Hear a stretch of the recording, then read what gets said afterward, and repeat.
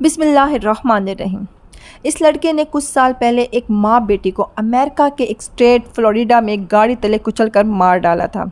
इसे जज ने जुर्म साबित होने पर 24 साल की सज़ा सुनाई। उस वक्त उसकी उम्र तकरीबन 18 साल थी।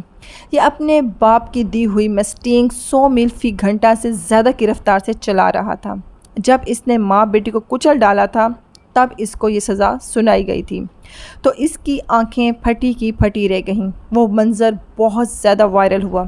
इसके हक़ में कैंपेन चलना शुरू हो गई। ख़वातीन तो इसकी खूबसूरत नीली आंखों पर मर मिटी। कुछ लोगों ने इसे बहुत कम उम्र गिरदाना।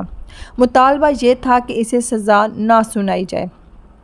अमेरिकी माशरे के मिजाज के ऐन मुताबिक लातादाद साजिशी कहानियाँ घड़ ली गईं कि ये लड़का तो असल कसूरवार था ही नहीं, और वगैरह वगैरह।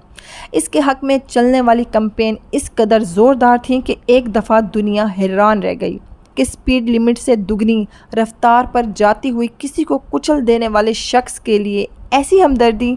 सब हैरान थे, लेकिन अमेरिका का निज़ाम इंसाफ लूला लंगड़ा काना गंजा नहीं था। ये अब 2044 में अपनी सज़ा मुकम्मल करने के बाद रिहा होगा। पाकिस्तान में जिस औरत ने बाप बेटी को मारा है, उस पर मुझे ऐसी मुनाफ़कत याद आई है कि क्या बताऊं। पहली मुनाफ़कत हमारे माशरे की, अगर तो कुचलने वाला कोई बस ड्राइवर रक्शा ड्राइवर होता तो कराची के मिजाज में ऐन मुमकिन था कि इसकी बस या रक्शे को इस ड्राइवर समेत आग लगा दी जाती। अब लैंड क्रूज़र को आग लगाने की जुर्रत किसी को न थी। दूसरी मुनाफ़कत कि जैसे ही ये एक्सीडेंट हुआ, इसकी खबर फैली, हर किसी को यकीन था कि इस औरत का कोई बाल बिका भी नहीं कर सकता। वो औरत भी ऐसी मक्कार निकली कि फ़ौरन वहाँ ही ड्रंक होने या जहनी मरीज़ होने का तमाशा शुरू कर दिया। तीसरी मुनाफ़कत इस तबके की नज़र आई जो इस खातून के दिफा में उतर आए हैं।